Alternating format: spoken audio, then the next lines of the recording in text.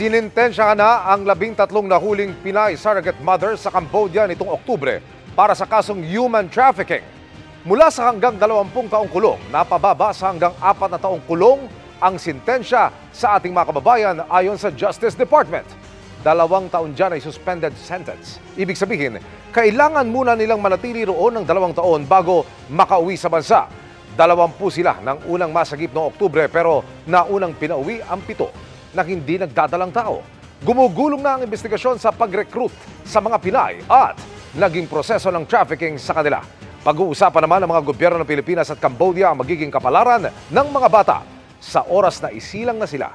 Pinag-uusapan din ang magiging nationality ng mga bata na pinalaki lamang sa sinapupunan ng mga Pinay. Para sa atin, ang mga batang ito ay mga Pilipino. Sa batas natin, simple lang.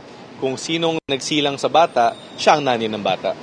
Susundin ang nationality niya. Malaking posibilidad na pag mauwi na natin yung mga bata dito sa Pilipinas, ay i-refer natin sila sa DSWD tsaka sa NACC